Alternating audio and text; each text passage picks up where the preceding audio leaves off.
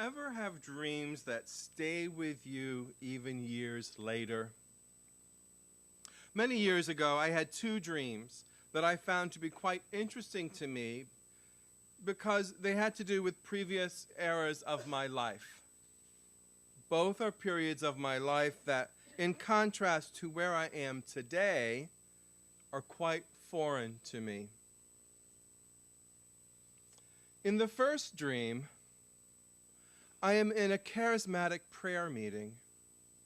I didn't recognize the place, but my friend John from seminary was at this meeting. I was much younger in this dream. I am the age I was when I would attend such meetings. And if this dream were truly accurate in its time span, that would have meant my seminarian friend would have been a teenager, since he is about 15 years my junior. But he is not. He is the age I first met him, making us roughly the same age. In the dream, John is seized in the Spirit and begins to sing a song, 2 verses. He finishes, and then I am seized in the Spirit and sing the final verse of the song. The people in the meeting tell us that we must write the song down in order to preserve the song, and we begin to search for pen and paper, which cannot be found. So I am singing my verse over and over again so that I would not forget the words that had moved the congregation so very much. Time passes, and I am still searching for pen and paper. I travel to distant lands and cultures looking for pen and paper, and still I cannot find them. Finally, I stop at a fish market, and there is yesterday's New York Daily News, the newspaper used to wrap the fish in. And I tear off the front page, grab the wax crayon, and write down the song, End of Dream. The second dream, I am a few years older than I am now. But I am sent back in time to the late 1980s. It is the height of the AIDS pandemic in terms of fear. Remember the time period of the 1980s in relation to AIDS. There is no true understanding of how this virus is working. There are no effective medications. AZT, the first antiretroviral drug to be used on people with AIDS, is still in clinical trials. People who are diagnosed with AIDS are told to get their affairs in order because they have less than a year to live. The gaunt eyes, the skin-draped skeletal figures of those with AIDS is a haunting image that appear in this dream and are in my memory of this period. People with AIDS are still quarantined in hospitals. The nurses and doctors alike will refuse to treat them for fear of contracting the disease. Here I am from the future, knowing that this present condition regarding AIDS will not last. In fact, it is at a close because in a few years there will not just be one medication to attack the virus that causes AIDS, but several kinds of medications that combined will cause what the medical world called the Lazarus effect. People will rise up from their deathbeds and regain health and live with the virus for perhaps their normal lifespan. In my dream, I am trying to tell these people living with AIDS what I know to be true.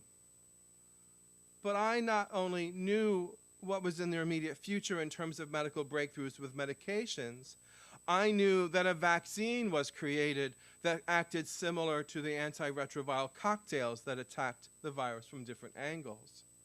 The vaccine released a variety of antibodies doing the same kind of multiple front attacks, thereby keeping the virus from being able to get a foothold in the body in the first place. I knew this because I was coming to them from a future where this was the case, a future that is still to be. Stating these future events to these people was like telling them some piece of fiction. It could not be comprehended. They did not know, could not know, if they would be among those who would live long enough to receive the multiple drug cocktail that would shrink the specter of AIDS to an aggressively managed chronic disease, let alone live long enough to see a vaccine that would effectively place HIV on the shelf like smallpox. The dream ends with these people looking at me with blank faces of total dismay at my words of what will be true. I have an interesting dreamscape. Place these dream stories on hold for a moment.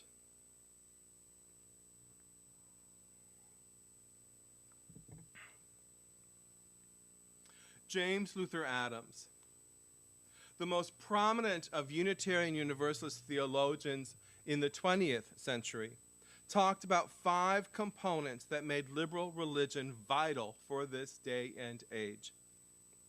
These 5 components were crucial not only to liberal religion, but crucial to the history of humanity, because it is liberal religion that has influenced the course of history towards the reign of heaven.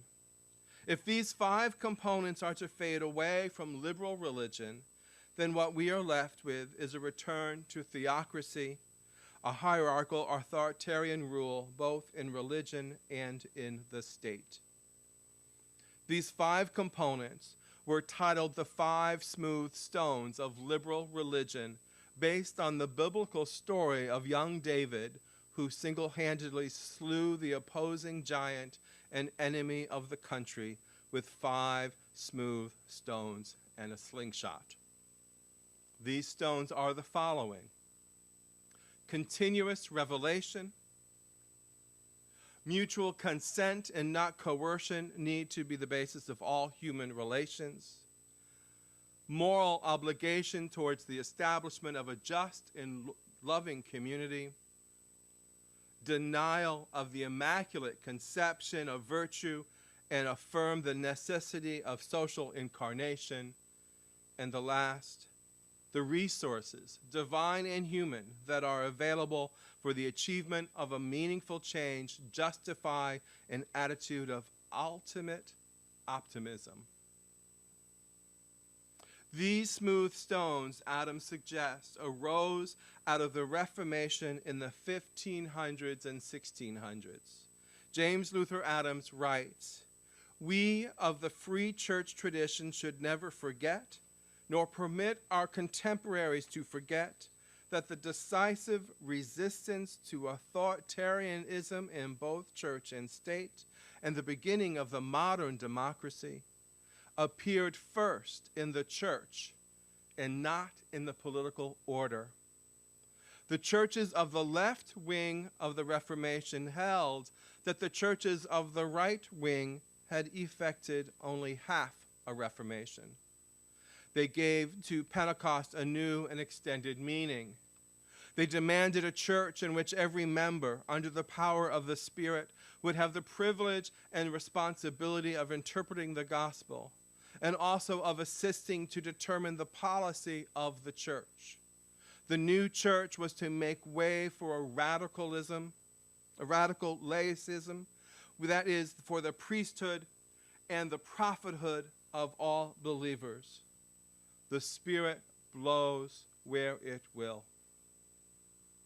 Out of this rediscovery of the doctrine of the Spirit came the principles of independency, local autonomy, free discussion, the rejection of coercion, and the ideal of uniformity, the protection of minorities, and the separation of church and state. It was out of this movement of liberal religion that our democracy was born and has its being. It was liberal religion that influenced the core concepts of the Declaration of Independence, the preamble to our Constitution, and the Bill of Rights.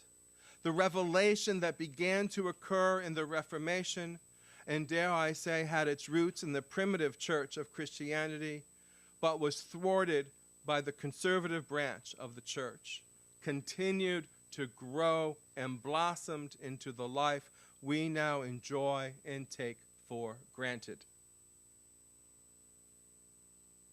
James Luther Adams' first smooth stone is the revelation is continuous. There is always something new to be revealed. There is always something new to be uncovered. And therefore, as our morning reflection from Adam states, because revelation is continuous, nothing is complete, and thus nothing is exempt from criticism. Let's take apart this notion of revelation. What is it? In a strictly mystical sense, revelation is something that is transcendental. It transcends the current state of affairs with information that was previously unknown. Our myth stories are filled with oracles and prophets who have an uncanny, supernatural ability to see and hear what no one else can, and therefore are able to grant wisdom to the listener or seeker of such wisdom. That is one kind of revelation. But revelation has another meaning as well. It is the byproduct of reason. It is the reviewing of current evidence in a manner that sheds new insights into problems or situations that benefit others. We see this in the sciences, where scientists looking at the evidence begin to conjecture theories and then seek to prove or disprove those theories. Copernicus, looking at the stars, the moon, and the sun, had a revelation that perhaps it is the earth that revolves around the sun and not the sun around the earth. That was a revelation. It altered the way humanity looked at itself. But that revelation hasn't ended. We now know that we are part of a galaxy and that our solar system revolves around the center of our galaxy. There are clusters of stars that also revolve around our galaxy. And the galaxy is also moving in space and is revolving around something. As our technology increases to reveal new things in the universe, our revelation about this universe will also unfold. Revelation is continuous.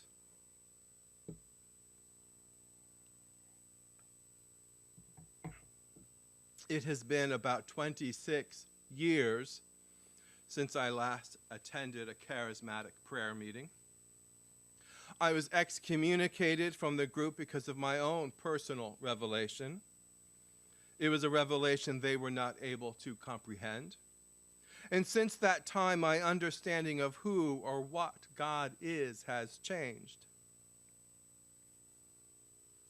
What made my dream regarding attending the charismatic prayer meeting and having this moment of ecstasy where I sang my song interesting is that it is yesterday's moment. In my dream, I sought to hang on to the moment as I searched for means to write it down. Writing it down became all important, as if that would somehow preserve the moment of transcendence. I forgot what the words were that my friend John had sung. And the words that I wrote down were nothing profound. Not profound as they were in the moment they were first uttered anyway. In the 2 decades plus since I could have sung such a song of praise to God, my definition and experience of God has changed. Then it was a loving entity that cared for her children. Today it is all that is and all that is not, an amorphous je ne sais quoi that has no sentient quality unto itself, but yet continually is creating expressions of life and expressions of beauty. Today, my praise and thanksgiving is to life itself, to love eternal, to the creative interchange as the theologian Wyman would describe it. And that is today. Tomorrow, my understanding may change again. Conservative faiths, regardless of their doctrines, attempt to capture the revelation in its initial revealing and hold it in place. How does one catch the wind that blows where it will? Conservative faiths attempt to freeze the event and the meaning of that event, but in the process of attempting to preserve it, they lose the spirit of what transpired the moment. The spirit has already blown to somewhere else. Conservative faiths insist that the entire world has to abide by that meaning and that understanding of the event. I suppose it is comforting to know that something is the same today as it was yesterday, but that something is nothing more than an aging portrait of Dorian Gray. It will distort in time and become an evil that seeks to control and manipulate its followers instead of offering liberty and release as it once did. What is ironic is that the arc of history, as Martin Luther King Jr. stated, is always bending towards justice. Even conservative faiths will release their revelations that no longer serve them well. Evidence of this is found here in American history, where it was once believed that slavery was ordained, that women have no role in society, that to use the belt in disciplining children was God's way. Many conservative faiths are abandoning these revelations as no longer being reflective of the love of God. Those that have not may find themselves at sometimes angry odds with society around them. The revelation once uttered is already being transformed into new revelation in its interactions with people. To deny that process of continuing revelation is to deny the transforming power of ever-inclusive love, yea, even life itself. There is another edge to this sword of revelation being continuous, and that brings me to the second dream that I had recently. Revelation, be it transcendent or through thoughtful reason, can only be heard by people who are ready to hear them. Unless the people are ready to hear, then it will not be heard. In my second dream, the people living with AIDS could not receive any comfort in the promise of a vaccine that was 40 years plus in the future. In their present condition of multiple, potentially deadly infections, the idea that they would live 30 years or 40 years was not plausible. It was also a bit of a stretch that they might survive a few more years when the new medications would be released into the public sphere. They had this blank look like I was speaking incomprehensible gibber. The dream would have had a different outcome if I had, as a person from the future with knowledge of the outcome of the HIV/AIDS pandemic, began to apply the knowledge based on where those people were at that moment in time. Perhaps there would have been some basic steps that could have been done so that they would have had a better chance of surviving till the new medications came out. We now know so much that this pandemic has taught us about nutrition and disease progression that could have been applied in my dream. My grandfather's farm had a hand water pump. In order for water to come up out of that pump, you had to prime the pump by pouring some water down into the pipes. It is the same with receiving revelation. The pump has to be primed. People have to be brought up to speed in order to grasp what the new revelation is. Otherwise, it is too fantastic to comprehend. A few years ago, I was working with a congregation, and I presented with them a vision of where they could be as a congregation. It was a vision of a congregation serving the community by working closely with the minority community in their revitalization programs. A vision that included affordable housing through increased involvement with Habitat for Humanity, advocacy on the city council to support locally run minority businesses, and increased food access for the poor. The congregation looked at me like deer caught in the headlights of an oncoming car. these vacant, translucent eyes shining back at me as if my words were describing a complex mathematical equation on string theory. It was too huge of a leap for the congregation to see themselves doing this kind of outreach. They could not see where to begin such a grand vision. And so it is with Revelation. A few people may grasp the fuller picture, but for many it is the smaller, more immediate components that are necessary to begin developing. The Reformation that resulted in a new experiment of democracy in the Americas did not happen overnight. Religious tolerance was not a widespread event in Europe when the idea was first suggested. It happened first in discussions, then tentatively in pockets like Transylvania in the kingdom of John Sigismund. Sometimes these were short-lived pockets of tolerance. People were burned at the stake for these ideas. Wars were fought over these ideas. Such was the hold of the old revelation, the old way of seeing and being. But gradually and over time, the vision of a land where these ideals could be experienced firsthand came to be. America and other countries in the world are still unfolding that revelation of tolerance of the other. It is still resisted, even in the land of the free and the home of the brave. Revelation is continuous. Revelation is an evolution of thought that spirals outward, embracing more and more in its wake. What are the revelations that are expanding here in this congregation about who we are as a people? What new insights will we have that can influence the community to be more open, more accepting of others, are also to be revealed in the days and weeks ahead? Revelation is continuous. May we be open to receive it and act upon it in our journey as a people. Blessed be.